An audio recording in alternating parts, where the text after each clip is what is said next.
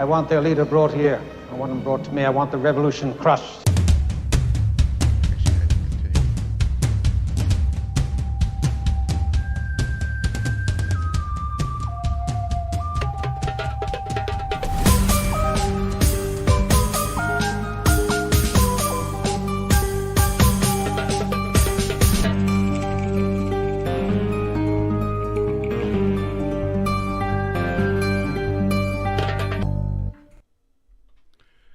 Assalamu alaikum and welcome to the Mad Mamluks. My name is Sim.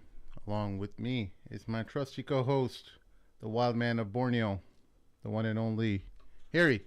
Welcome to the show. Hey, assalamu alaikum, nerds. How y'all doing? Harry. Follow me on X at Mr. Harry198. Folks, please hit the old like button and subscribe if you haven't done so already. The show is entirely non-profit. If it does mean anything to you, please go to patreon.com/the Mad Mamluks and help us out in any way you can. We're excited to present to you Executive Director out of UCLA, mashallah, the one and only Adil J, returning guest. Happy to be here, alhamdulillah. Hey everybody, assalamu alaikum. What's going on, Adil?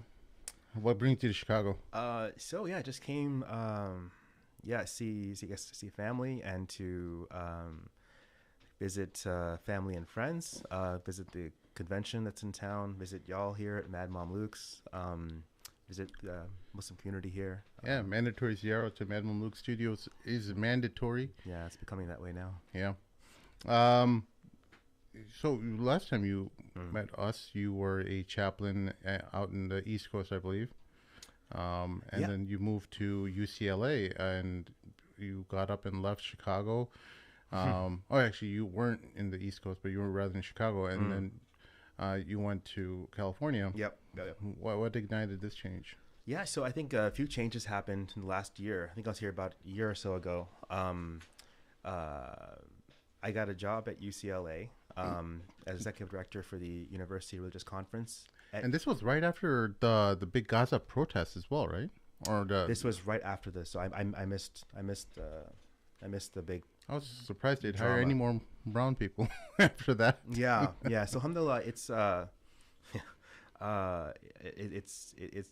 good opportunity to. My role basically is to set up a strategic vision, create interfaith programming, assess the faith needs of the community, try to meet them, and bring the communities together. That's what I'm kind of charged with.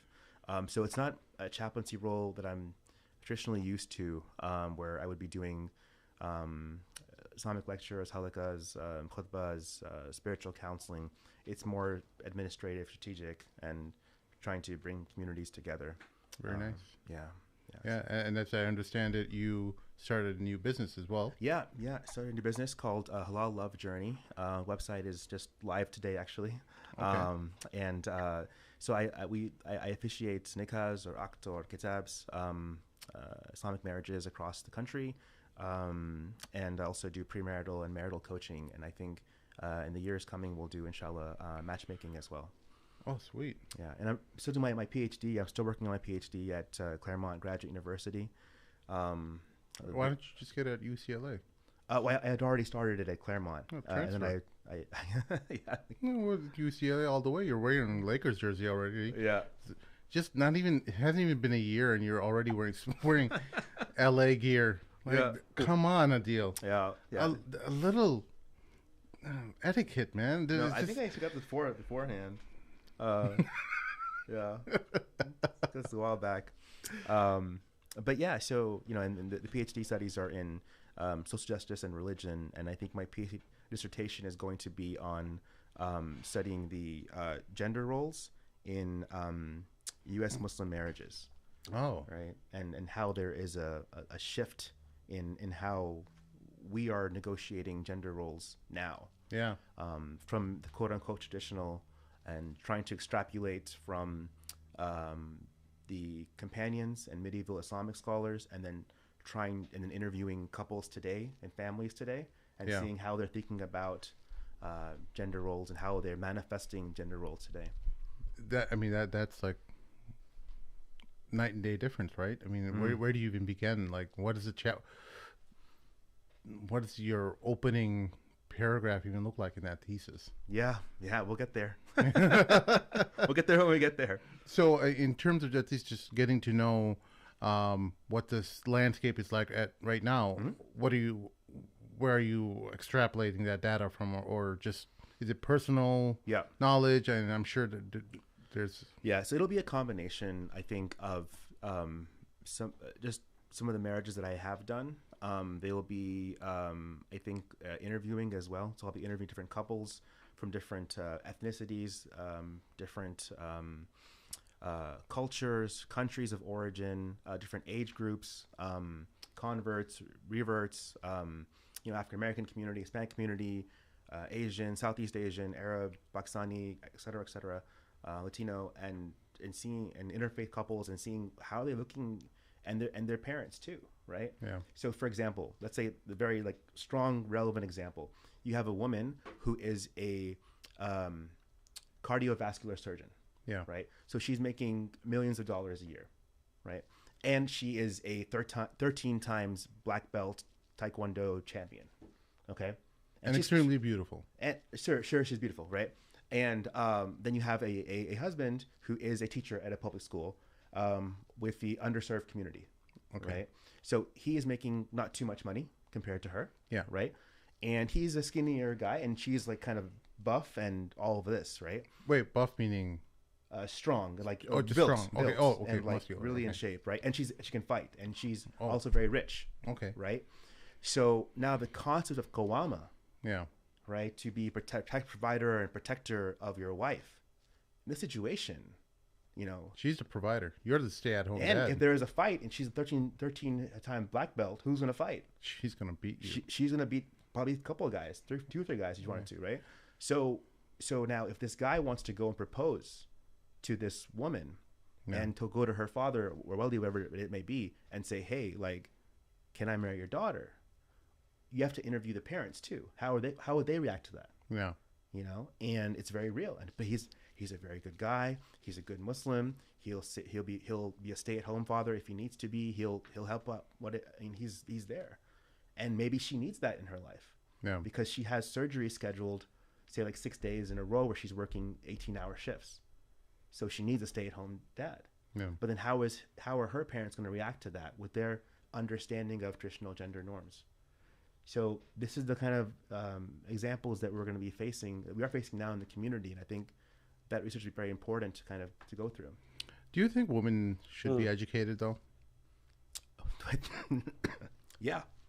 Fatima Al-Ferri was had established the first university, Qarawin. And that's I think women Is it causing a problem in marriages that women are too educated and they're emasculating men?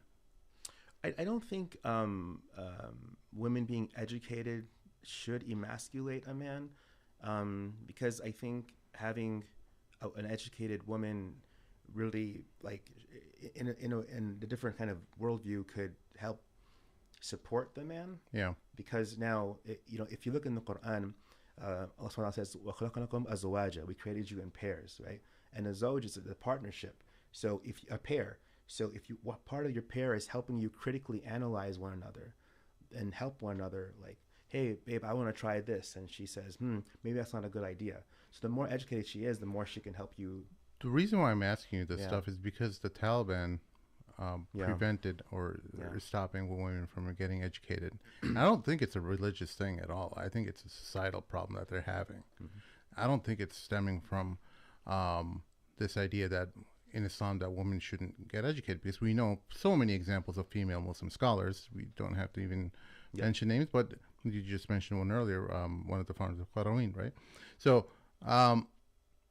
that being said, I think they're having a problem in terms of having a disparity in how men and women are typically attracted to each other, where they want to set up the fundamental or the core family unit where the man is leading the way and the woman and the child are at home. They're being taught values and norms and traditions from the mom. What I think is happening in the West is that because so many women are educated, they're much more wiser. They know, they know that when a man is not living up to his ideal self, they are a weak man. Mm-hmm. Yeah. Okay. And I think that in itself, like, that's causing a fundamental shift in the way people are just getting attracted to each other, where Yes, men that's true. don't want to take on that responsibility. Mm-hmm. They're running away from responsibility. Women are like, well, what do I need him for? If if I can go get a job and I need to provide for myself. Yeah. What do I need to get married for? Yeah. And it's whether many Muslims kind of have in their mind, oh, it's just them, the non-Muslims. No, it's crept into our It has crept into our communities as well, all across UK and Canada and the United States. It's gotten so bad because I see so many good sisters trying to find a man of equal value. Yeah. Yeah. Of some because Compatible match. women won't go for someone lower than them, Yeah. but someone at least near their value, right? And what's happening is men are not traveling up the As much as the women are. as much as the women are. They're not traveling up with the wealth status, the wealth or the stability or even the responsibility aspect of themselves. They're just not on that same trajectory as women are, in just those metrics. I'm not talking about their, I'm not talking about feminism and all that stuff and their value system. I'm just talking about the bare bones truth of, like, related to stability and their ability to create a family unit. Yeah. Yeah. So I'm just going to be, I'm sorry, I Yeah, mean to go cut you off. Go for it. I'm just going to be really honest, just to jump in on what Brother Man just said here. I used to be more liberal and say, of course, women should be educated. Mm-hmm. And of course, based on the fact that, I don't want another man touching my wife or my daughters in the hospital, there are certain professions like doctor or surgeon, like you mentioned, where I would want a woman doing that job. But to Sim's point here, given that so much of this stuff is going to get automated, especially at the AI level, is there an argument to be made that perhaps women, if they are going to be educated, should be funneled into certain professions? If we're going to talk about fatwas, guidance, those sorts of things at the national level for Muslims in the United States, Canada, UK, wherever. What are your thoughts on that? So I think there's two different questions, right? So I think there's two different questions, right? Yeah. I think yours was more about the utility of a man. Yeah. That's kind of the essence of the question, right? And then your question is more about the like, are there certain professions women should go into and not go into, and I guess men probably as well in some ways, right? So I would say more based on the inherent nature and the inherent traditional understanding. Should we still maintain that but allow for certain exceptions rather than just making this blanket statement, of course women should get educated? I mean, that's what I'm getting at. Do we really need women to go become plumbers and truck drivers, for example? Yeah. If we're really, that's more what I'm getting at. Yeah. So I think I'll go to your, and then we'll jump to your, Terry, your question, I guess, or comment. Okay. So I think utility wise, right? I think this is the essential question. What is the utility of a man? If I can make this much money, I have an MD, JD, whatever else, or JD MBA and whatever it may be. What do I need a man for? Yeah. Right. And that is the crucial question in the research too. Effectively, it'll be what is the role? What are the roles? Because if I can do this, and part of it is this capitalistic conflation of nafaqah. Nafaqa is when you spend what a husband has to spend on his husband/father spend on his family of basic necessities. Yeah. There's a conflation between providing basic necessities and providing luxurious accommodations.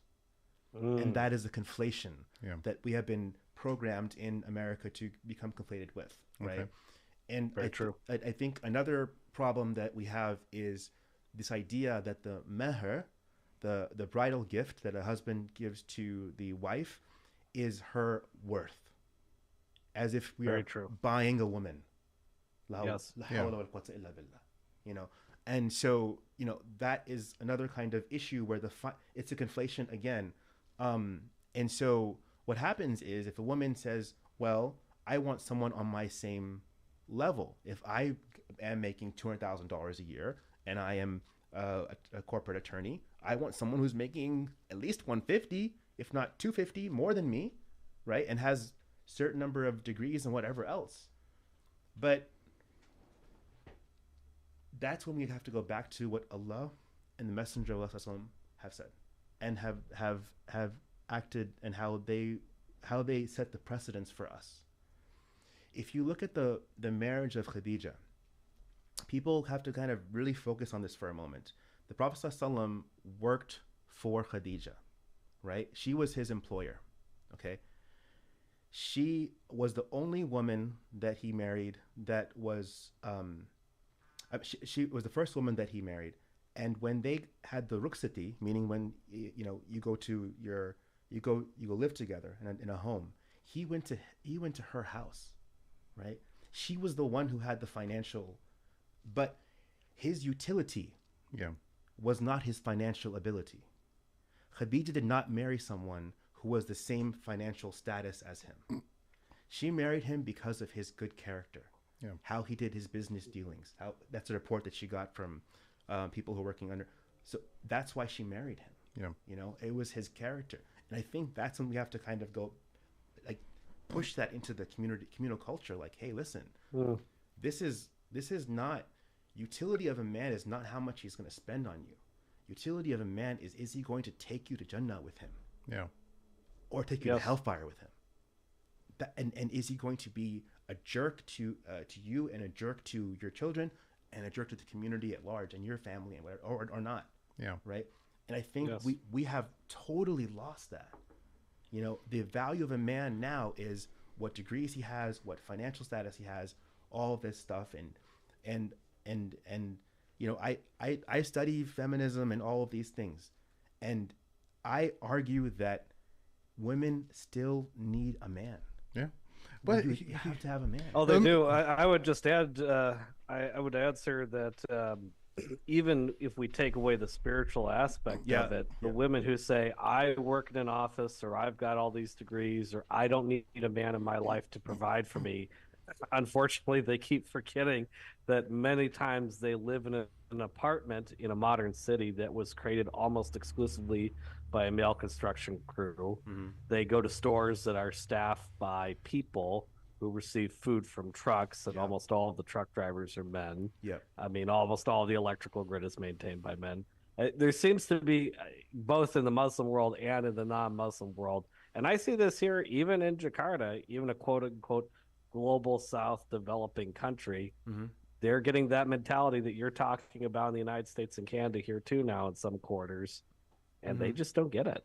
Some of these younger ladies especially don't get it, and I don't see sheikhs or scholars here talking about it enough. Well, there's still clearly men who do certain things, and women still do clearly certain things, others, even in modern times. So I think I want to come back to your statement earlier, or your question earlier, about should women be in certain fields and men be in, right? So I think that's a valid point, right? We do have the Hadith Prophet who mentions that a woman should not travel without a mahram, and male, basically. And so the idea behind that, and Sheikh bin Baz, he had a fatwa on this issue, and he said that who was the head mufti of Saudi Arabia at one time, right? And so he said that it's not the distance that matters in the travel, it's the danger because you can be in the same city, like you're in Chicago, and one part may be safe, one part not unsafe. New York City, LA, whatever it may be. And, you know, even then she would need to have the mahram kind of go with her and protect her, right?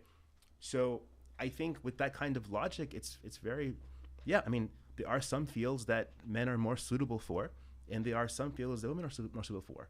And that's for her individual benefit and the size benefit as well. You know, and they're hard ones, right? And there's some fields that are just very difficult to say, should anybody be doing them, right? For example, I used to work for a couple of congressional members in Texas, and they would leave on, they would basically leave on, they'd be gone 5 days a week from their families. They would go to DC for 5 days, then come back on the weekends, and then they would go to different events and network and fundraise, and they'd go back to DC for 5 days, right? So what are you ever going to see your wife or your husband? Yeah. Right? And how is that conducive? So I think there should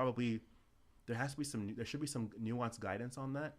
Are there some fields that we recommend and some we don't recommend, and some that are kind of open to interpretation and situations? Yeah. So, you know, well, I get presented with different stories from, you know, listeners and stuff. And one of the stories involved a man and a woman who, man is divorced and very financially stable, wealthy, if you might think that as well. And woman is stable. She's got a, you know, teaching type gig, and she's got one child. They're both divorced, and they hit it off, and they connect over one of these apps, and they get their nikah done, and they move into a home, and then her family gets involved in saying, like, hey, you know, where is your you know, how come you're not a legal wife? How come you're not getting her family? Yeah. Starts putting these ideas in her mind. How come you're not on the deed for the home, and all these different stipulations that were already kind of discussed with her before? Like, hey, this is not how this is going to work. Or we're strictly going to go by summary. She's got a substantial mahr already agreed upon, and that, you know, you're this is not how, like, these other ideas or these different financial stipulations are not going to be part of this thing. So this was all agreed on. And by the couple or by the family? By the couple. Okay. Yeah. Okay. And as a few months passed, the demands kind of started getting more aggressive from the family, from the family, and just the girl. I guess they put it in her head, and okay, you got to fight for your rights, and it does happen. How would you navigate that? I didn't know what to tell that person. Honestly, I didn't. The guy came to you. The husband came to you. Yeah. So I think this is another unfortunate reality. So when I was in grad school taking counseling classes in master's program, and a little bit in the PhD too, but the master's program specifically, they mentioned that there's the top 3 reasons like people get divorced. By the way, they ended up splitting. It didn't work out because he wouldn't agree to. Surprise. He didn't. He did not want to agree to that. Yeah. So the top 3 reasons are 2 of the reasons you mentioned right now. Yeah. Were finances, in-laws, you know, like relative in-laws, and then sex life. So there were the top 3 reasons, right? And so 2 of the men you mentioned right now, and I think that's also the value of having premarital kind of coaching or counseling or guidance, because you want to at some point get the families involved too. So whenever I do a nikah, I explain at the nikah on site, the families, their job is to keep the couple together. They're called in-laws, not outlaws, right? So your job is to keep it in. When I was visiting Uzbekistan, I was touring Uzbekistan, and the tour guide said that in Uzbekistan, divorce rates have risen. But the families are the ones that come and try to convince the couples to stay together, right? But unfortunately now we just try to make it even harder, and they end up getting a divorce, right? Yeah. So I think what I try to tell the families is, before you make a statement verbally, you write something, you text, you email, you call in person to your daughter or son who's married, or your daughter-in-law or son-in-law, right? Ask, is this hurting or helping my child's marriage? Yeah. Because that, as soon as we start to do this, oh, it's my side, my daughter, my son, it's going to cause more problems. So I think, it's important to figure out the finances beforehand. I think what happened was the way he was telling me the story was he kind of didn't show all of his wealth right away. Like, so as they got to know him better, they saw some of the exotic cars he had. Yep. Oh, he's got that car. Like, are you sure you did the right thing here? So and so. You sure you asked for enough money? And Yeah. they started dropping those little bombs in her mind, and because at the surface level, you didn't see. You saw his condo, and you saw his regular sedan that his daily driver. You didn't see his exotic cars and stuff. So he never presented that. He never wanted to show off as a wealthy guy, and as they caught wind of it, like, oh, he's got this fleet of exotic cars in a garage somewhere, and he's got all these different things that he does, and they're like, hang on a second, we think you got hoodwinked, and they started like drop. So, man, I think sometimes there's a culture of greed as well. Yeah. That's kind of prevalent in many cultures, especially like, I don't want to mention anyone's culture, but it's in a lot of cultures. There's this idea that you got to get what you can with this daughter that you're offering to this man, because he's so desperate, he'll give up whatever he needs to get with her. But again, it's really awful, man. It's low-key prostitution. Yeah, it is. It is, because she would have been low-key prostitution. Without a doubt, she would have been better off with him. Without just being objectively speaking to this guy, knowing how good of a guy this sounded like, he seemed like pretty genuine and straightforward, and like your life was on this upward trajectory. Yeah. And you just completely pulled the rug underneath your daughter. Yeah. By introducing all these ideas to her, and you literally torpedo her success in life. Yeah. Because she's a divorced woman herself with a child. Yeah. And you completely just subverted everything that she could have been, because there's not that many high value men. And they had a kid too, huh? No, they didn't have a kid. Oh, they would have had a kid. Yeah. So they avoided that, thank God, because that would have just further complicated things, right? Yeah. But yeah, I mean, there's just this culture of greed, trying to get whatever you can, trying to take advantage of Islamic rules of meher and stuff to your advantage. Yeah. It's just gotten the whole game's gotten so dirty. Yeah. That many people, good people, just are avoiding. Like, hey, man. Some people went. One of my friends went overseas. I'm not going to mention the country thing, but he thought, you know what, the girls in this country are very conservative. Dude, he brought her back, and she started bringing in some friends and stuff that were males, but they were like bad married. Move. Don't do that. and he's like, hey, just don't bring in men and stuff like into our house when I'm not here. It's perfectly fine if your friends want to bring their men around, but when I'm here, when I'm in their presence. And so this led to, by the way, she's recorded these conversations and played it to me, and he's talking to her. She's thinking that I'm going to take her side. She's saying, like, look at what kind of narcissist he is. And I'm like, he sounds like a very reasonable person. He's talking to you in a very calm way. Yeah. He's talking to you with logic and with the religion as his basis, and using examples.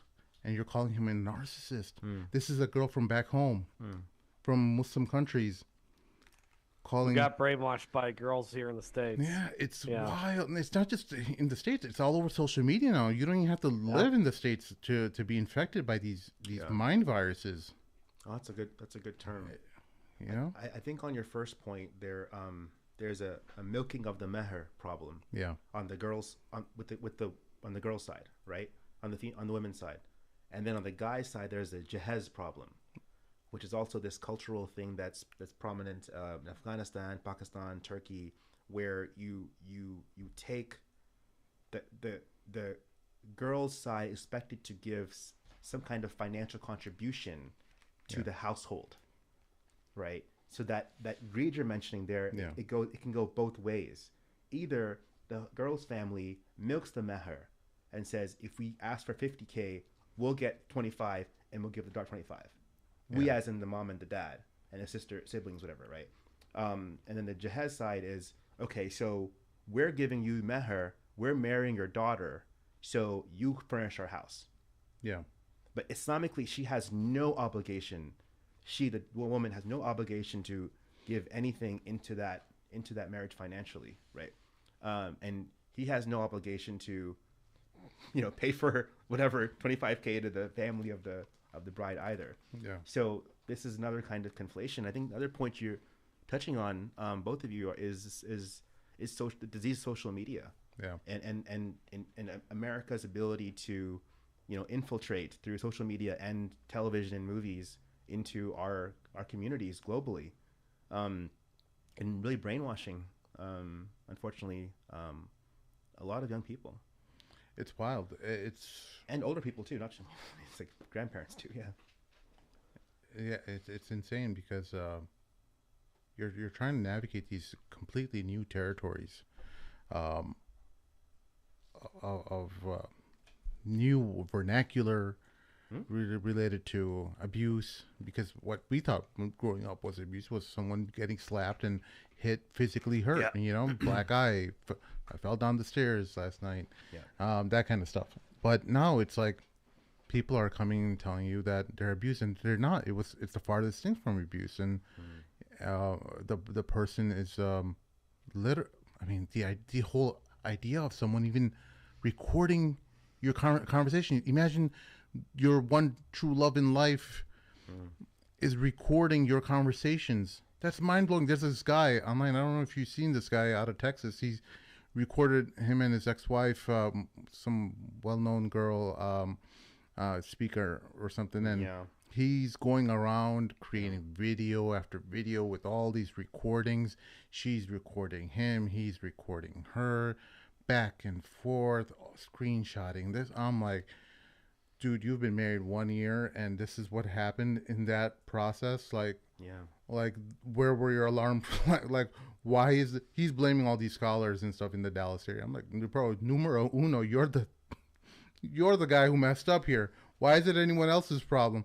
It's laughable that this guy is blaming everyone else but himself, when you have this, you're trapped in this toxic relationship where it's just people are just recording each other. Once you're at that point, just call it off. Like, if you're at this point where you're recording each other for that at that stage of your marriage, you're already recording conversations, secretly recording without the person's knowledge. That is a very low point in your marriage. I don't think you're going to recover from that. Yeah, and I think part of the reason that happens is because people are so afraid of the court system in the United States, and especially when it comes to marriage for men. If you're going to get divorced in America as a man, you might as well just saw off both your legs. You'd be better off doing that and walking around on stubs for the rest of your life, because that's exactly what happens to many men who go through a divorce, financially and spiritually. And American divorce court in particular is so absolutely insanely brutal compared to traditional divorces and under the Sharia classically. And I think that not enough imams really understand that in the West, that are in the West. They don't really understand the American divorce court system. Because that, for people my age, in the millennial and Gen Z generation, I'm 38, part of the reason for me coming overseas here was even if I get divorced over here, alhamdulillah, it is what it is, but at least Indonesia won't destroy me for the rest of my Yeah. life. So, what do you think, Doctor? What would you say to that? The Muslims in America, in particular, in regards to the American divorce court system, which we have to deal with whether we want to or not. How do we get around that? So I think how do we get around that? Yeah. It's a tough one. Maybe there's no way to get around yeah, it. Maybe just deal with it. No, it's tough because here's why it's tough. So most masajid, if you go and you ask to do a nikah there in America, they will not do it unless you accompany in a legal marriage with it, right? And even like some Muslim marriage agencies, independent of the masajid, they will also say only if it's legal. You have to have a legal coming up, or you just finished your legal one as well. I don't require that legal marriage. They say it's for the woman's protection to do that, so the man doesn't have like secret other wives there or whatever else, and then she won't have any legal protections subsequently after the marriage, right? If rights and whatever else, if he decides to divorce her or whatever it may be. So, but the problem, as you mentioned, is there is a global patriarchy, there is a national patriarchy. The world is built for men, run by men, but in the legal marriage system in America, divorce system, that's matriarchy.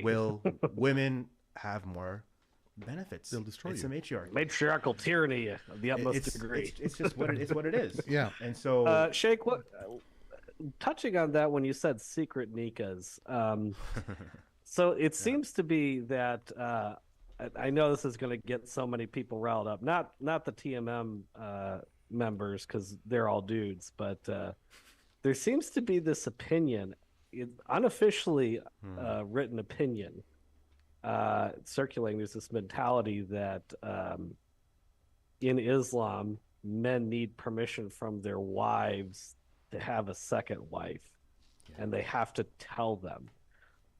What do you say to these sheikhs and scholars who have been called out? I'm not going to mention names. We're not here to shame people, but there is a pervasive attitude among many sheikhs and scholars to either say polygamy is haram, or it's like they don't talk about it, so it's like sort of like low-key verboten or almost makruh.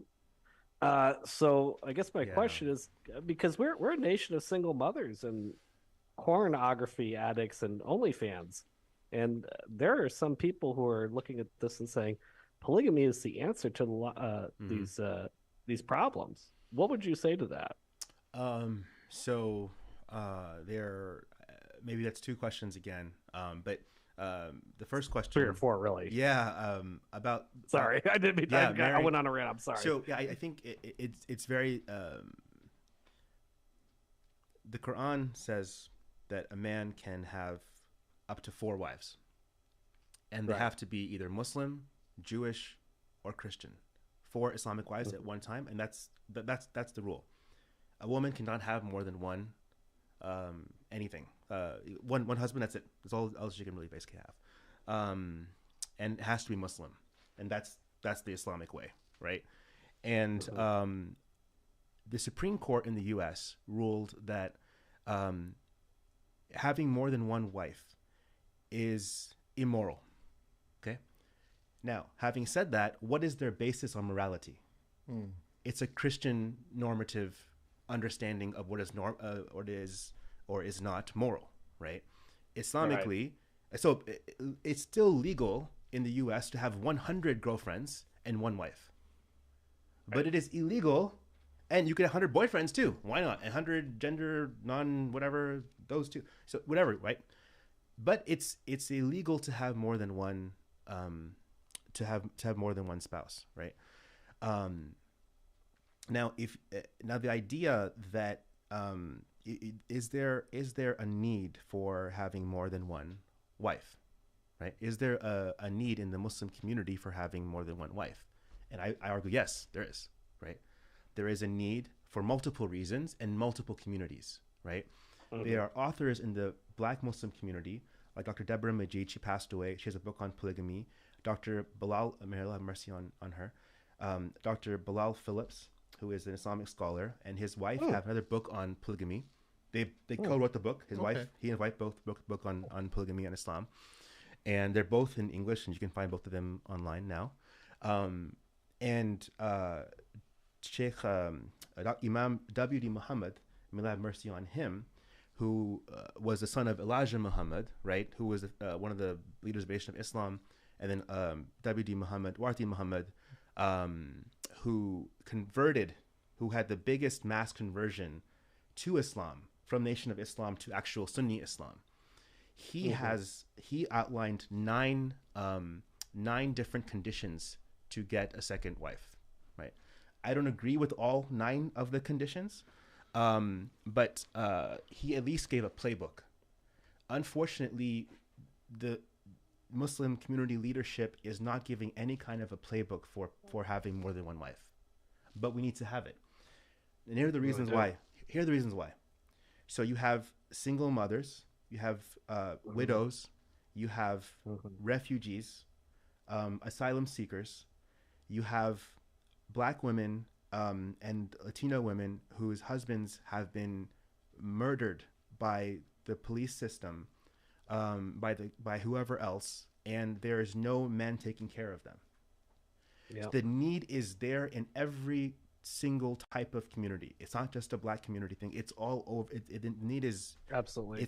It's ubiquitous throughout the Muslim community, and I think for us to say that it's the taboo, we have to understand again, the taboo is not coming from within Islam.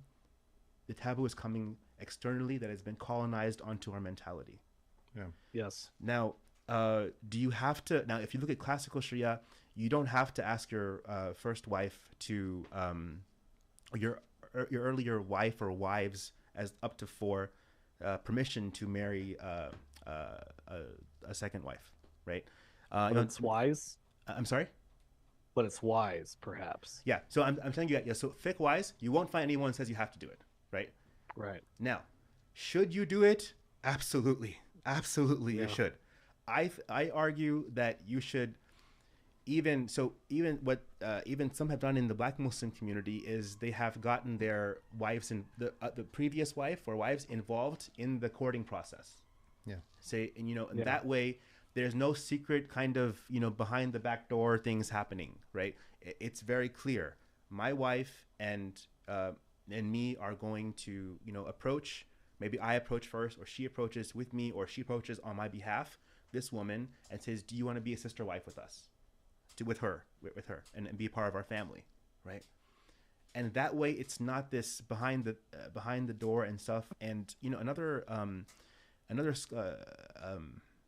scholar told me, who is a convert himself, and he's like, you don't know, we're very lonely. Born and raised Muslims have family upon family upon family to choose from that are Muslim. Yeah. If you don't like 30 of them, you have 80 left. But we don't have anyone. And doing the system where you're marrying more than one wife and you have children, you build a community, you build your own Muslim family as a convert. Yes. It's very powerful hearing that. It's like, subhanAllah, like, you don't think about these things. So, there is, I think, but if you called me and you said, hey, I got a text message one time and said, hey, we're going to have a nikah in 10 days. It's a second nikah at the masjid. Can you come and do the nikah? I was like, dude, I don't know who you are. And 10 days, like, we have to have not investigation, but we need to talk to your wife. We need to talk to, her family. Like, we need to make sure that everybody's on the same page here, and then talk to the new wife and her family. And, we need to have some guidance on how you're going to move forward, what's your plan on doing all of this, right? But because if you do that, you want to be just with them. You want to try to have some kind of like separate quarters for them. How are you going to divide your time? How are you going to do the finances? How are you going to, all these things have to be talked about. But essentially and effectively, is it halal? Absolutely. The Prophet ﷺ did it.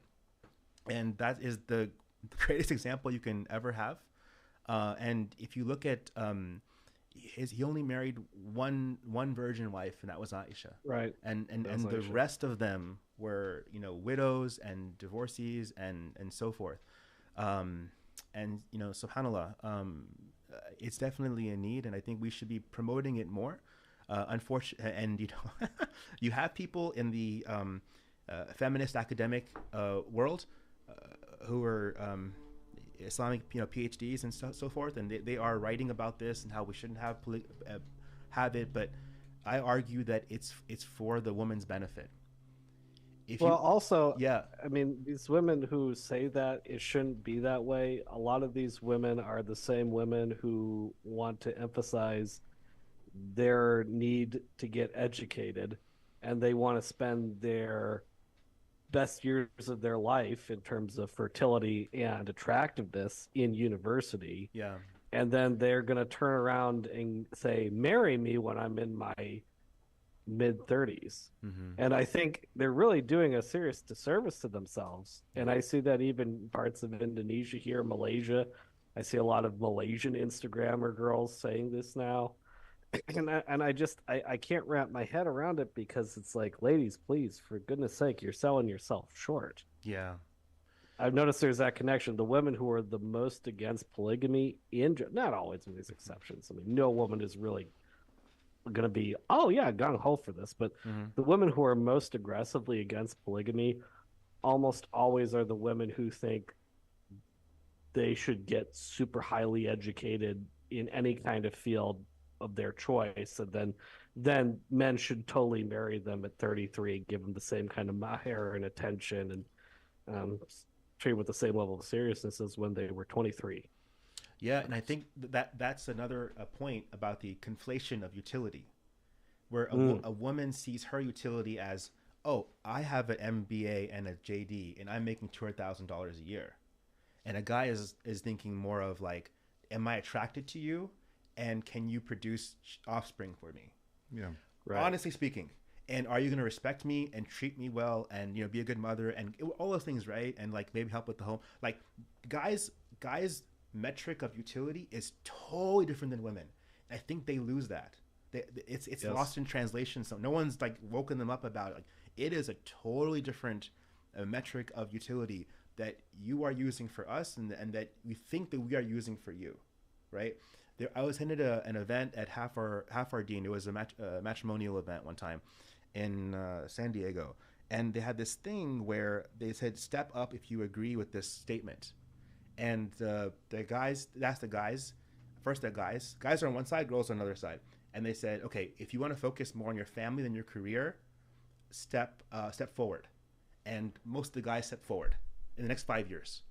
They asked the women, in the next 5 years, do you want to focus more on your family or your career? And for career, they stepped forward, right? And so, you know, some of the scholars are saying now in the US, some of the kind of top scholars are saying now that people should get married in college. They should get their nikah, their aqd kitab done in college. They're also, to critique a little bit, they're also saying that they shouldn't have sex until they graduate. And I'm like, that's impossible. Yeah. Like, what are you saying? Yeah. I don't know what Why? Ivy, That's what happened. I don't know what castle you're living on, but that's not the real world. They're having sex without even being married. They're gonna, you know. And so, but I think that's the culture we have to promote, is to promote marriage in college. Guide them, give them mentors, give them premarital, all that stuff. Families work with them, give them a mentor in the community to help with their soundboard if they get in trouble. But we have to start promoting that, right? Yeah. On your point, Harry, about pornography, this is another huge issue. The Muslim chaplain at UCLA, Saad Tabari, he is a therapist on addiction, and he says that the erectile dysfunction that originates from pornography to this day is incurable. Incurable. There is no cure at this point. There's no cure. Yeah. But what happens is the metric that we are, again, told in the calculus in the community is that watching pornography is a minor sin, and doing zina, meaning having sex to someone who's not your Islamic spouse is a major sin. So if one does the minor sin of pornography or whatever, then it is better than the major sin of zina. The problem with that thinking is that if you do that pornography, You're creating an avenue for so many more things bad to happen, and then you may lose your actual functionality. You can't get married in the first place. yeah. You know, Right. and so you Right. know, and then you may get attracted to different weird things as well. So, you know, I think that's something else we have to kind of tackle in the community. We have to kind of promote earlier marriages, so that if we expect our child to become 30 years old and never like touch a girl, touch a guy, like, what are you saying? You know, and we have to kind of, you know, work on that component as well. But I think these are really strong issues that we have to really tackle. Yeah. Well, is that another reason for polygamy then? Because let's face it, some of these men who have checked out and cast away so deeply that they're never going to be able to get married. And there's now increasingly, and I see it over here too, there's a lot of ladies that are in their late 20s and early 30s, and they're like, please somebody marry me. But all the men are either lazy or they've checked out, or it's just not good enough. Now, I don't want to push that too hard, because, you know, then we're going into this thing of like, only the strong alpha males get to have women. Like, I don't want to do that. I don't want to be like that. Yeah. But when you say there's a difference between not good enough to somebody who's entitled and selfish, being a little bit selfish at least, versus guys that are just like completely not capable, that have checked themselves out. Is that another argument for polygamy? Yeah, so We got all these... let's look at it this way, right? Say you have somebody in the Muslim community, and they are they studied Islam formally. They've done a lot of self-development. They're very kind of charming, and they're charismatic, and they can kind of lead a community, right? If you put them in the position of an imam at the masjid, right, then people are going to benefit from them, likely speaking. They're going to kind of... So in one of my friends, Dr. Jihad Safir, he does his PhD is in identity development, and he mentions that identity development, you look for someone in your own community that can be your role model for identity development, right? And so he thinking about like, so if their imam is there and they're leading, people are kind of gravitating, and he's they're getting they're very impressionable by his charisma, and he's leading the community. Similarly, if you have a qualified Muslim man who is a good character and is good deen, if they marry more than one woman, then they can help lead these women who are his wives, and also their children now. Do you see what I'm saying? Right. Yeah. So now that family becomes... Because we're all going to want to be like him. Exactly. We're all going to want to be right. So if there's a lack of quality guys, then have the quality guys marry more than women. Like, that's a simple solution, right? If Fair you're enough. Yeah. Wow. What? Sorry. We kind of talked about some of this stuff that's happening with Muslim scholars. Yeah. Especially, you know, the celebrity ones and their roles in some of the abuses that have happened, whether it's we take whichever controversy that's happening. And in the beginning, I was like, you know, when all this stuff was first happening many years ago, I kind of had a more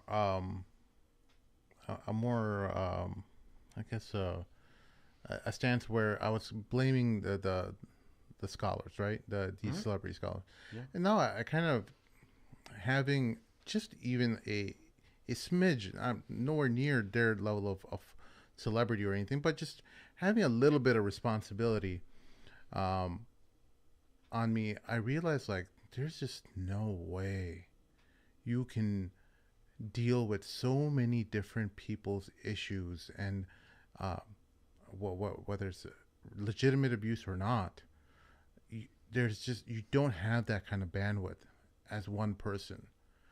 And I tend to actually sympathize with them, and when I see people blaming them, well, you should have done this with, you know, obviously we've talked about the Wissam subject on our show. Talking about already. scandals in particular, Yeah. right? Okay. So some people in the community are blaming some Muslim celebrities and saying that they should have done a better job in limiting their celebrityness. And Okay. my argument was like, well, that doesn't make sense because human beings gravitate towards creating celebrities, whether they want it or not.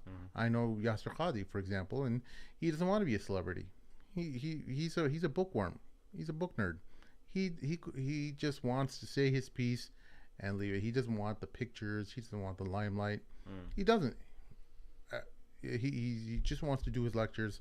He's maximizing on his time and his efficiency, Sure. and wants to Sure. get back to the books. Sure. He doesn't have time for any of this stuff. It's all fluff. And take that one example, but there's many other people, right? You just can't. You can't put it on their shoulders. This is something that's a societal problem, I think. I wanted your thoughts on this, and especially just like what could have like an organization like Al Maghrib done differently to handle or to prevent something like that from happening. Yeah, and so I hate to get Al Maghrib has done fantastic work for so many years, and they've helped so many generations of Muslims to come back to the deen in so many ways.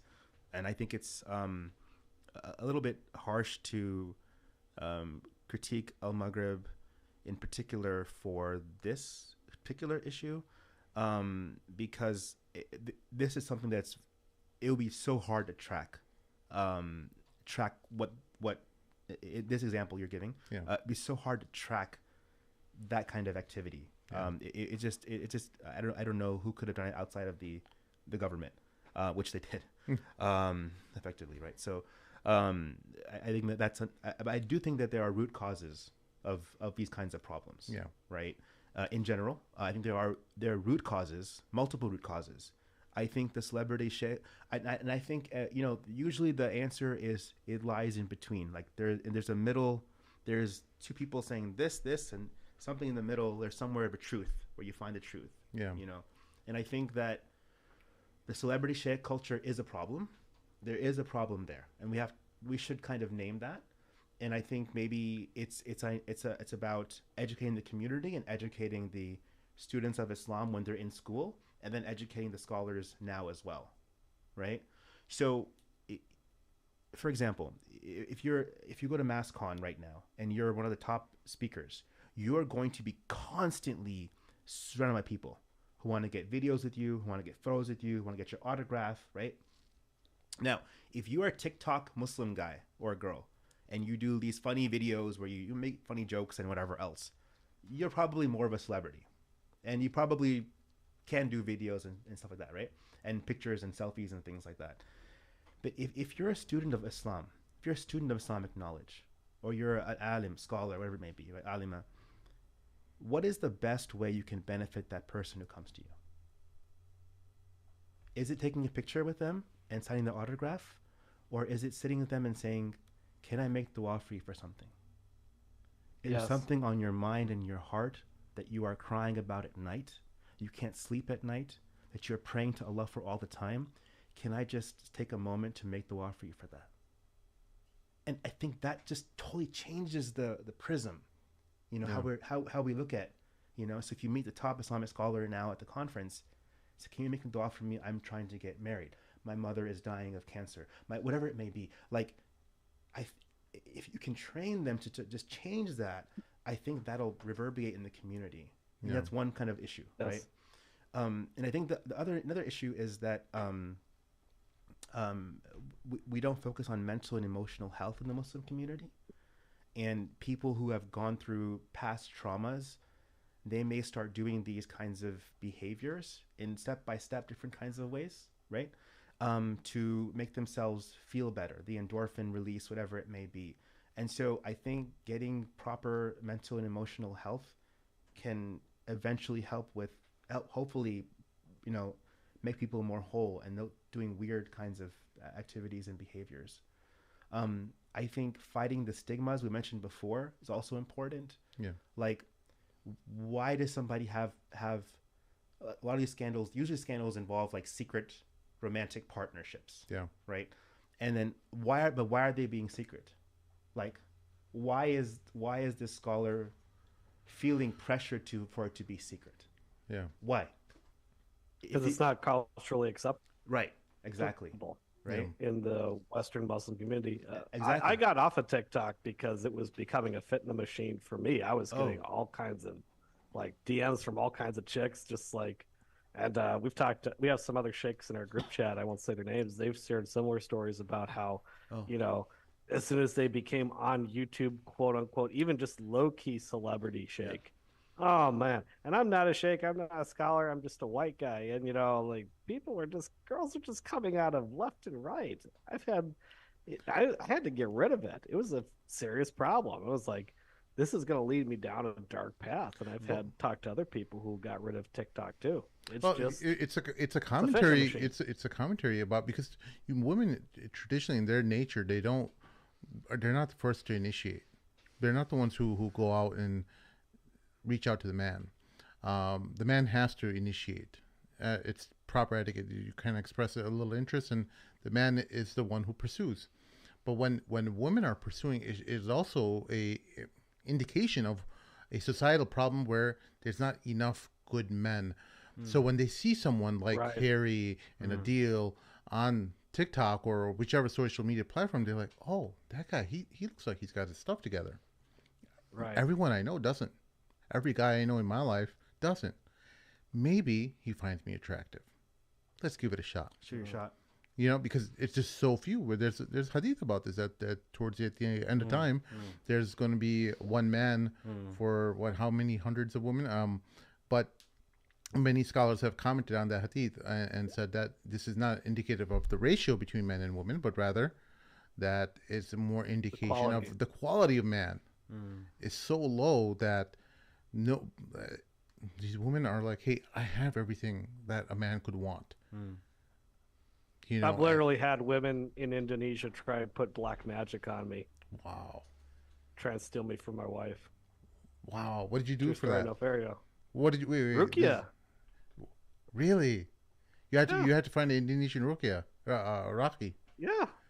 How did that go? Yeah. Well, I walked away with some really interesting red marks on my body. So he beat you. Happened. No, he didn't beat me. Oh, okay. No, just like it's like there's like this sort of energy release or something. Okay. Yeah. Wow. Yeah, that's crazy. You didn't tell us this before. I did tell you about this. Oh, did you? Okay, I didn't know about the Raki though. Did you? Got a black magic woman. I told you about black magic woman. Oh yeah. Okay. That's another podcast. You get the point. Talk Yeah, about really it's magic. Man, so I mean, there is that problem where there's just not enough good men. But going back, go ahead. No, that's okay. So that's another kind of issue, right? So we end up blaming the men all the time. Yeah. Well, we have too many male scholars and female scholars that are put on these stages as much as we do the male scholars, which is another kind of problem. That if we had female scholars that women went to, that would be easier, where they just refer them out. And something that we learned from the black Christian community was like, the preacher, the head preacher would be, he's like, if I'm meeting a woman, I'll meet her publicly, in the lobby area. She's not coming to my office. Yeah. And then it's like, if he can tell she's kind of hinting with her body language or her facial expressions a romantic interest or a desire, he refers her, go to the female preacher or whatever it may be. But what happens is we hire like one imam in the community and it's a dude. Then we hire the second imam and it's a dude. Then the youth director is a dude. Then and then it's just, so I think blaming the men, we should have female scholars, but also we have to blame the women too. Yeah. We can't just be blaming the imam for getting all that, like, oh, why did you go with this girl? Like, if he's getting 100 DMs, you have to have the women, teach the women as well. Being like, hey, listen, there is an etiquette with this. You have to kind of understand this is, because the problem that that I think the community doesn't understand is that when they go into the imam's DMs, the imam is in a maqam. He is in a position, Allah put him in a position where people's relationship with Allah depends in a way on relationship with the Imam. You got me? Yeah. So if the Imam does something wild and crazy, that follower could have a religious or a dini kind of conflict of faith. Yeah. And may become murtad. They may just leave the religion. Yeah. So that's why it's a little bit, if you're signing DMs with someone who's an accountant, okay, I mean, maybe it's better etiquette, but it's not that when you get into DMs of the Imam, there's repercussions societally and spiritually. Yeah. Well, many people want us to say, all women are bad, all men are bad.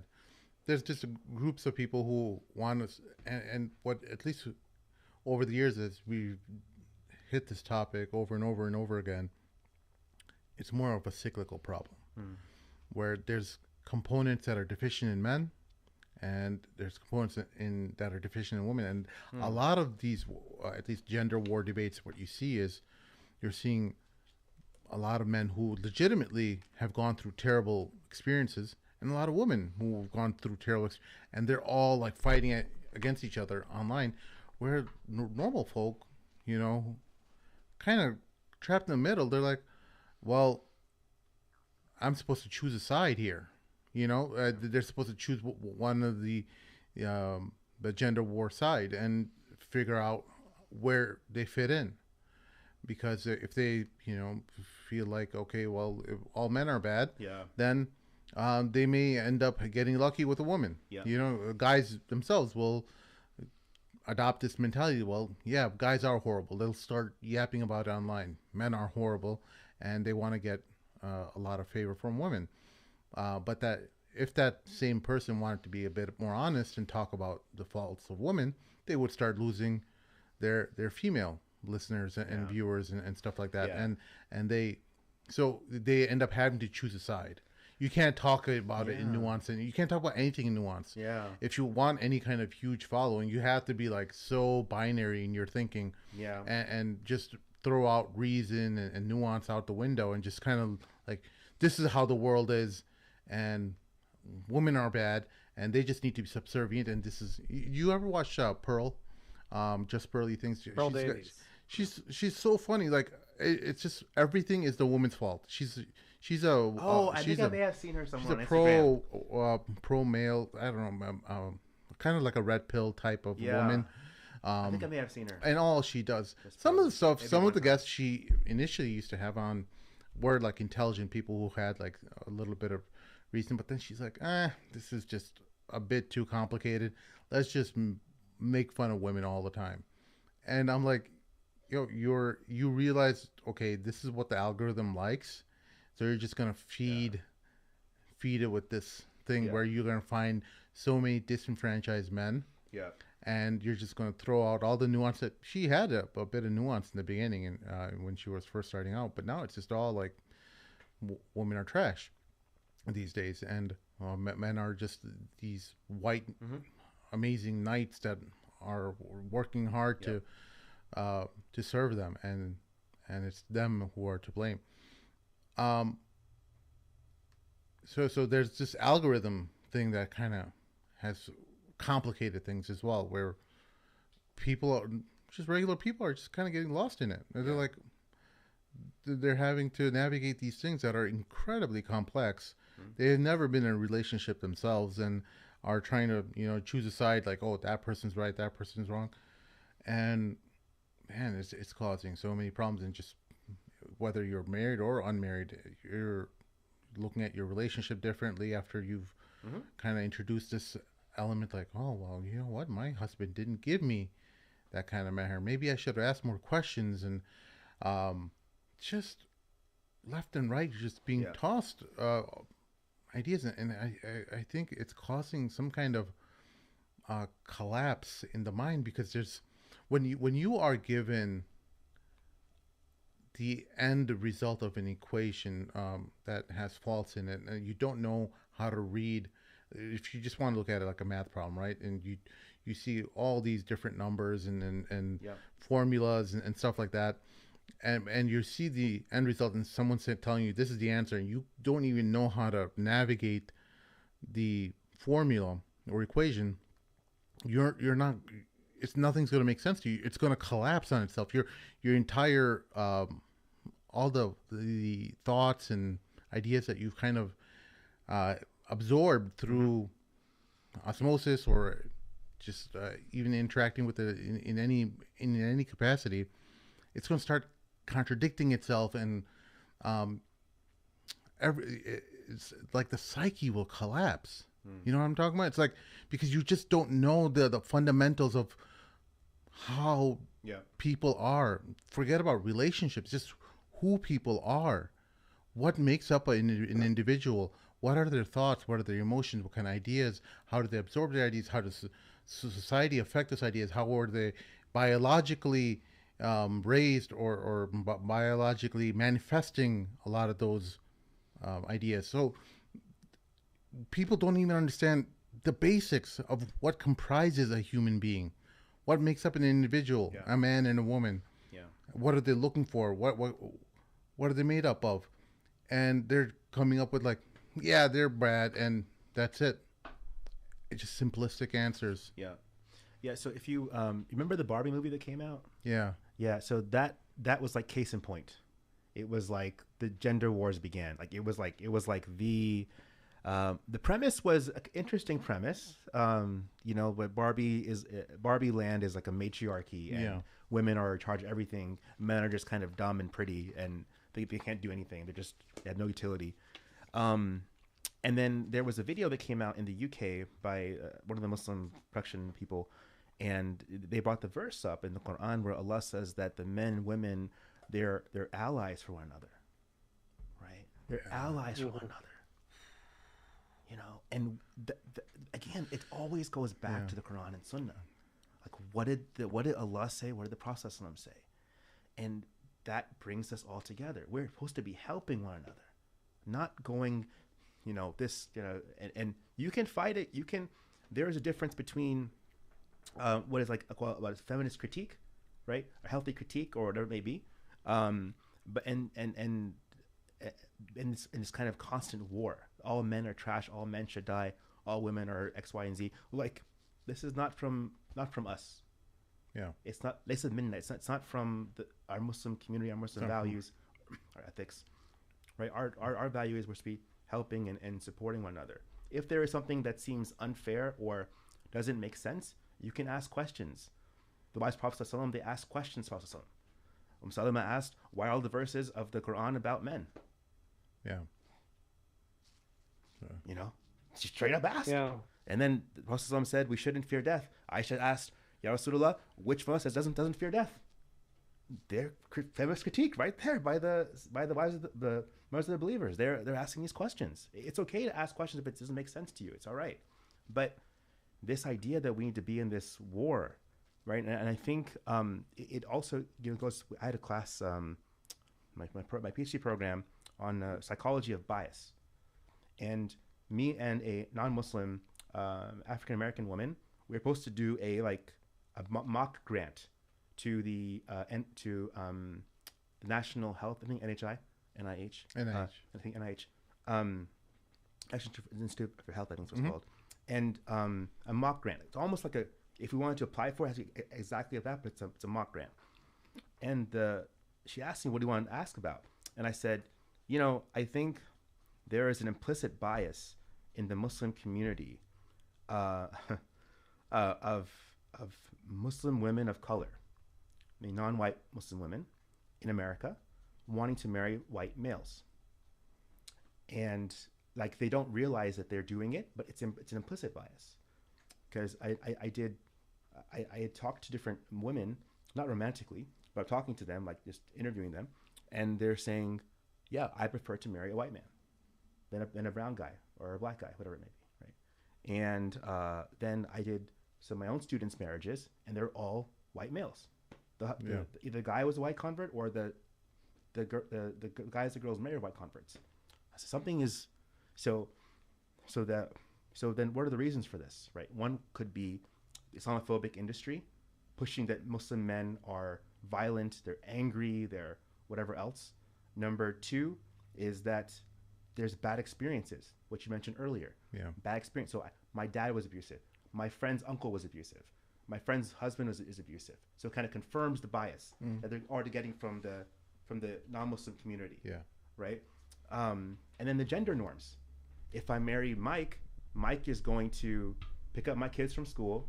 He's going to make lasagna sometimes. Yeah. He's going to clean up after himself.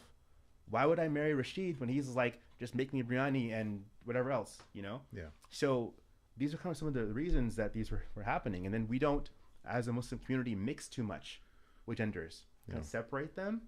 And so if I've never seen a good Muslim guy, and my name is whatever, Khadija, I've never seen a good Muslim guy. And if I'm Adil and I've never seen a good Muslim woman, I've just seen Jessica through my public school systems, right? And college and whatever else, then I'm going to believe these biases too. Right. And then now you see all these people on TikTok, and it's like they're abusing the community for their viewership. Yeah. You know, like there's just these like these nasty videos, and there's like angry face of this Muslim woman with hijab, and then it's like some text, and all women are like, yes, preach, girl, affirm, da da da da da da da da, queen, all this, right? But it's like, subhanallah. Yeah. Subhanallah. Again, it's going back to the Quran and Sunnah. Like, what does the Quran say? The Quran says that we are allies to one another, and that has to be our modus operandi. We have to be focused on promoting one another and not destroying one another. Yeah.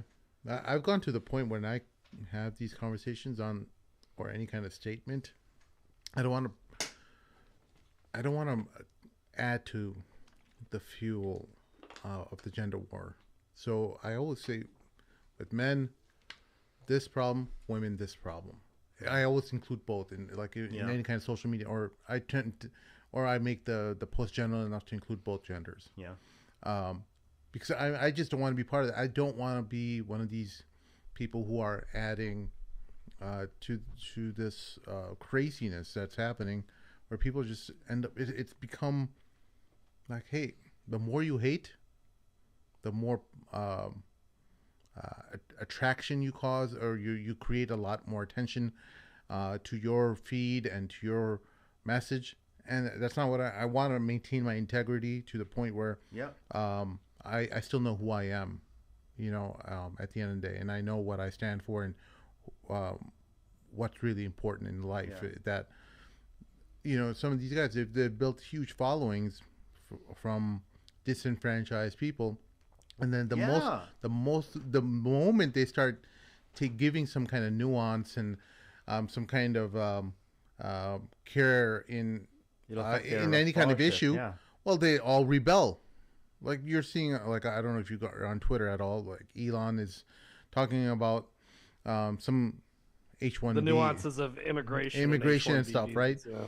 And they're trying to talk, a bit of reason. Trying to hardcore, some of them at least are really hardcore nutcases, and like those guys, you're not going to get anywhere with them. You're going to have to talk some sense. This might not be the best example, but you know what I mean. Anyone who's listening, like, there are problems with H-1B, and I have huge problems with it as well. But when you try to have a nuanced discussion with people who are just so single track way of thinking, you're going to shoot yourself in the foot. And so that they tend to just keep feeding into this way of thinking, just be on one track. You have to be comfortable with losing followers. You have to be comfortable with the idea that if you're doing this, that you're doing it for more than just money and fame. So it's a test. It's a test from Allah, just as your wealth is a test from Allah. I would say your fame is also a test from Allah. Followers are a test from Allah. Yeah. There's a really powerful episode, and I think it may be free to watch, but it's the Twilight Zone remake. That they remade with I think Jordan Peele remade it some years ago, not too long ago, but some years ago. And Kumail Nanjiani is the main actor in this episode, and basically, like, he has to make fun of someone in his stand-up in the audience, and when he makes fun of them, they die, they disappear, they're gone from the earth. Oh, wow. But every time he does it, his followers increase exponentially. Each person he calls out in this thing, millions. He's on magazines. He's got all these. He's like a superstar, but right, it's like selling your soul basically, right? I think that's something we have to kind of talk about as well. Is like the idea of riyat, you know, this hidden shirk of doing something kind of religious for this, not for the sake of Allah, but for the people. Yeah. You know, and I think it's a very dangerous and a very scary concept. But that's the world we live in, man. It's commodified. It's very seductive. It's commodified. Either you have a LLC and you're promoting your business, or you have a nonprofit and you're appeasing your donors, right? And so do I say this or take this picture or not? Because my donor will get mad at me, you know, or my business or whatever. I don't know, like Islamic businesses, Islamic organizations, right? So that's a problem we have too. Yeah. I wonder if Muslims at other points in our history were more nuanced, because it seems like the internet has made all of humanity more fractured and divided. And you're talking about the gender wars. One of the things I was reading recently was that the gender wars is now tied in with our politics in the United States, especially among Gen Z. The Gen Z young men all skew hardcore to the right, and the Gen Z young ladies all skew hardcore to the left. How to get married. They're both on both ends of Gen Z on the political spectrum. They're both outside of the median normative conservative liberal sections. Yeah. So that's very interesting. it seems, I mean, I've been getting a lot. I don't want to get too deep into this right now. I don't want to sidetrack, but I've been getting, you know, this on the Syria issue. I mean, I have one position on it, which I feel is kind of nuanced, and I think all options are terrible. And I've had everybody tell me that I hate Syrian babies and I'm a monster. And then, you know, I've lost a lot of followers, but alhamdulillah, it is what it is. And I can see that's why when I got rid of TikTok, I also got rid of several other forms of social media. And I got off social media. When did I stopped doing this for like 3-6 months, didn't I? Yeah. Yeah, I really got off of it for a while, and I had to really think about, why am I on this? What am I trying to accomplish here? Because I was doing a lot of good. I was also causing some chaos, whether I meant to or not. So I had to really rethink this before jumping back on. That's really good, subhanAllah. Yeah. Wow. It's such a huge trial to be in, to have any kind of platform, whether you're an author or publisher or just a researcher, you know, in whatever capacity you're doing, it is a trial, because you're holding on to some sort of thesis in who you are, and you're getting constantly challenged, and you have to navigate, well, where's my ego fit into all this? When am I able to let go of something that I've been proven to be wrong with? Like, this is just not a sustainable position to hold. And, you know, that means sacrificing something that I've worked years to study on. There was this one CRT guy I met years ago. CRT meaning? Critical race theory guy. Yeah. And some of his positions were just clearly refuted. And he ended up kind of disappearing from the limelight. And I kind of commend for him for that. You know, he didn't need to dig into his heels and feed into the culture war. Accepted it, and he kind of accepted it, you know, and he realized, like, okay, you know, this is not the track that is aligned with Islam. Being a Muslim and having these kind of inherent beliefs against white people in general is not causing, is not a solution for mankind. This is not the way forward. Interesting. And I respect him that, you know what, hey, some people, you know, might say, oh, well, you know, what a coward or whatever, and he got shut down. I actually respect him. I'm like, wow, you actually said, hey, you know what, this was trash, and he kind of abandoned it. So, but that's not the case for most people, though. He's an exception. I think most people will dig into their heels and keep defending their indefensible positions. That's why people love Sneeko. Why? Because he's very good at changing his position on the fly if he gets new information, and he doesn't even delete old videos where he said something that he no longer believes or edit his old comments. He just sort of says, okay, yeah, this is what I used to think, and now I think this. Yeah, that he's been able to develop a very good following, alhamdulillah. He's got a loyal following. Yeah, he's got a very loyal base of people who constantly support him. But yeah, he's still part of the exception. I think most people have a lot to lose. Yeah, and unfortunately, and the algorithm is just feeding into that. Yeah, Imam W. Muhammad, he had his policy, so to speak, was that the Imam said under his guidance was, you should not work for the deen. You have a job as a store manager, as a CPA. Your imamat is going to be volunteer.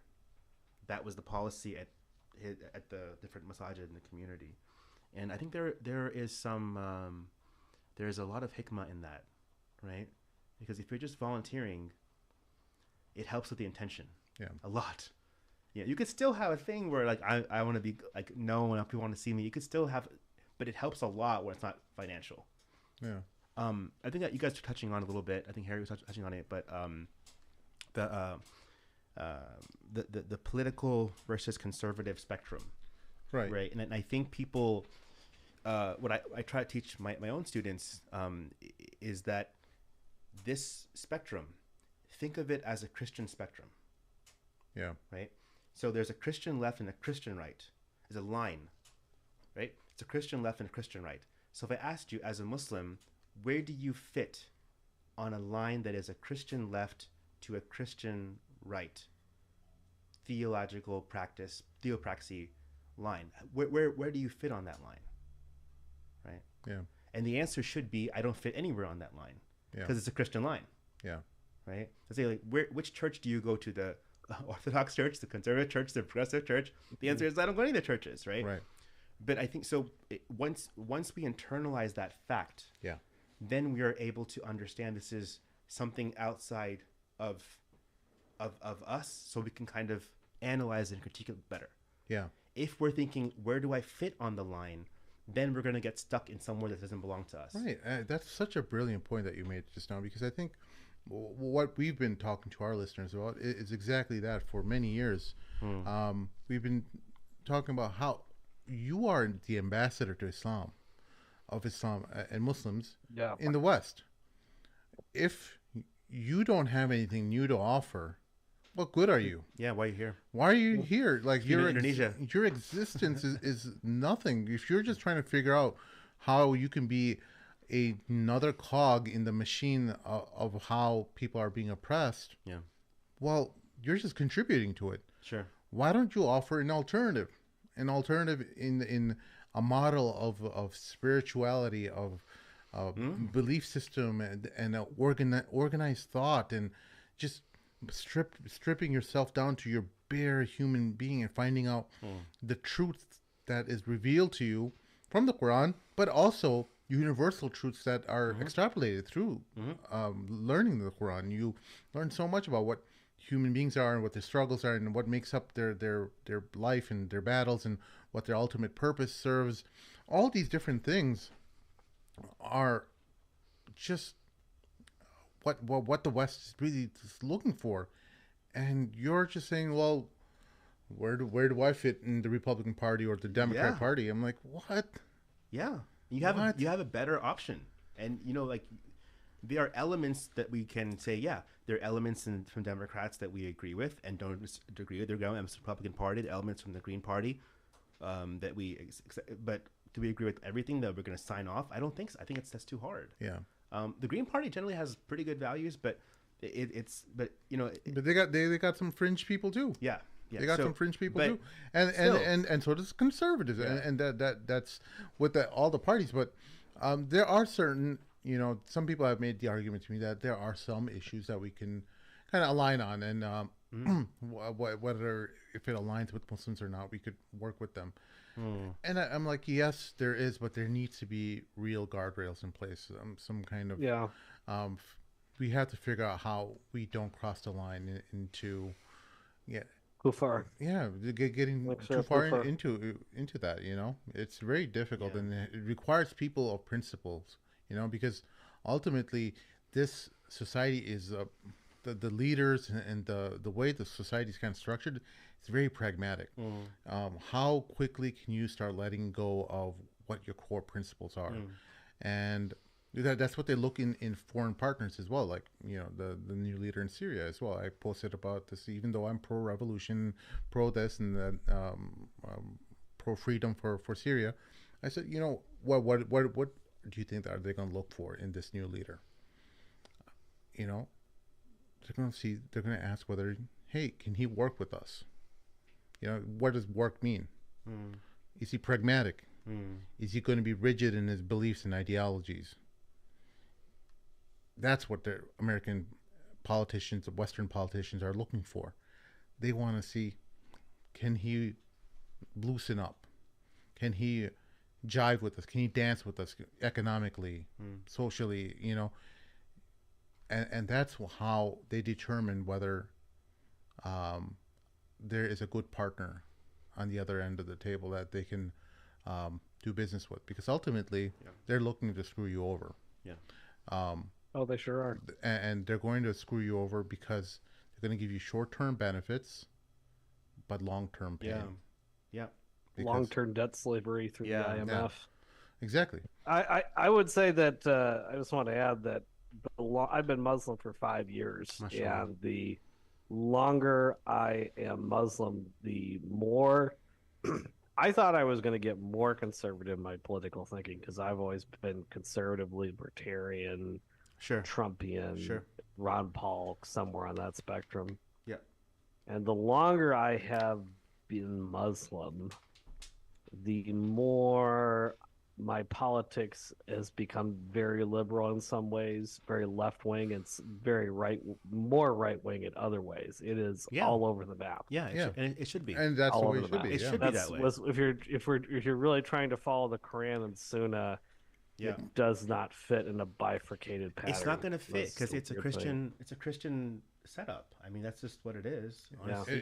It's always been that way since France and the Revolution. It's been that way. I mean, it's an amalgamation. It's not just Christianity, but it's an amalgamation of Christianity, capitalism, what's it called, liberal values. And the other side is super pro-science, because science is somehow the opposite of the church in the minds of the French revolutionaries. That's what people don't understand. When they're saying progressive, when they're saying liberal, what are you being progressive with?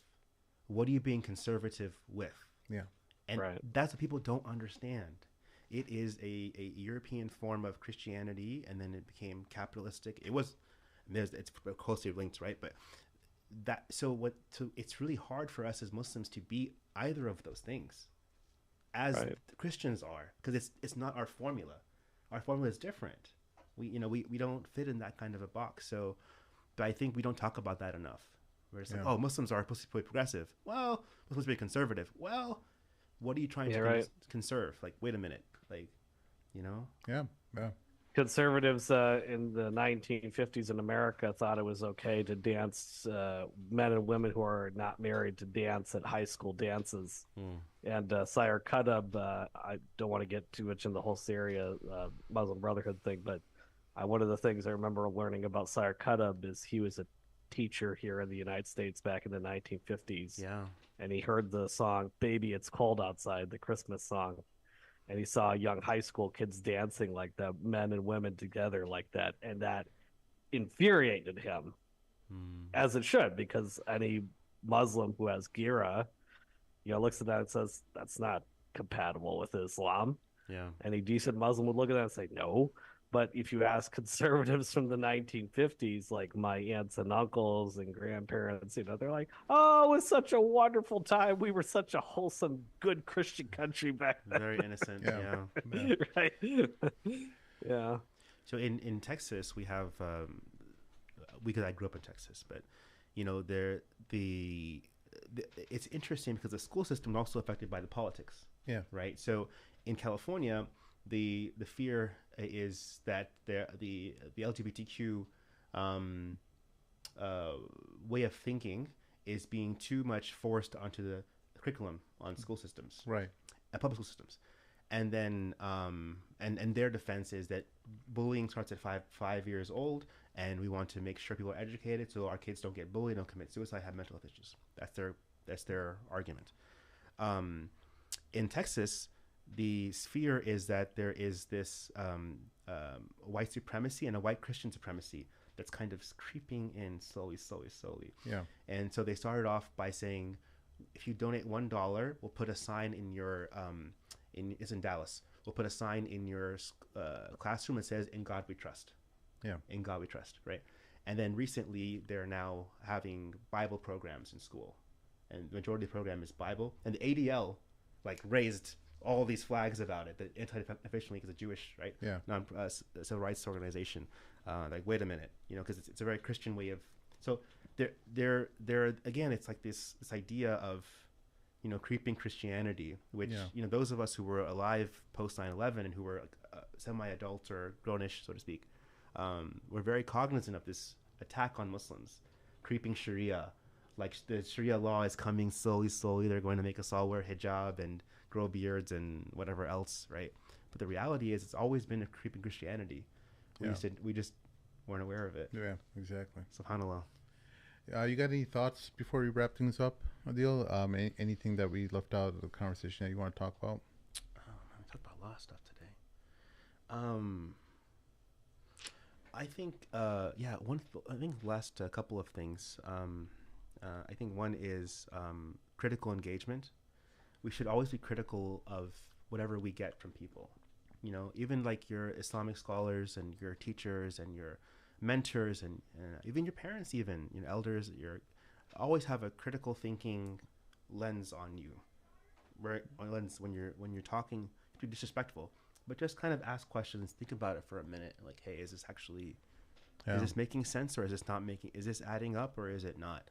I think that'll be very helpful in life. Yeah. That takes years to develop too. That it's like people say like, oh well, I heard this crap, critical thinking. Well, yeah, you heard it, but how much have you internalized it? How much have you really started utilizing that on a daily basis? Like when you see a charming public speaker,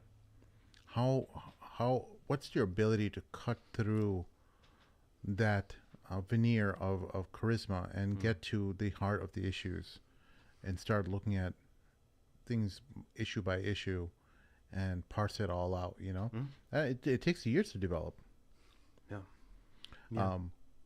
And I think the last things I mentioned, I am on social media right now. It's Adeel J, Adeel J, and forward to the conversation. People, I do post, and sometimes they're very animated posts, and so happy to keep learning with everybody as well. Yeah, absolutely, man. It's a pleasure to have you. You're a gem here in the West, and please hit us up again when you're back in town. Yeah, and very nice to meet you, Harry. And inshallah, we'll see you in person one day. Yes, you will. Hopefully, if I don't get jumped when I get off the plane and start going to the masjids. But yes, good to see you. Inshallah, you'll be fine, Harry. May Allah bless you. I'll be fine. What happens on kidding. Twitter stays on Twitter. I hope so. Yeah, it's not fine. All right. I'm fine. Thank you so much. See you guys. Folks, please make sure to hit like and subscribe if you haven't done so already. Throw a comment in the comment section below with your thoughts related to this show. Help us out on patreon.com/the and PayPal, the @gmail.com. This entire operation is supported by you directly. Completely unique to any other channel. We are entirely listener funded. If we fail, everyone fails. So that's how we look at it. We'll see y'all next time. Assalamu alaikum. Assalamu alaikum. I want their leader brought here. I want him brought to me. I want the revolution crushed.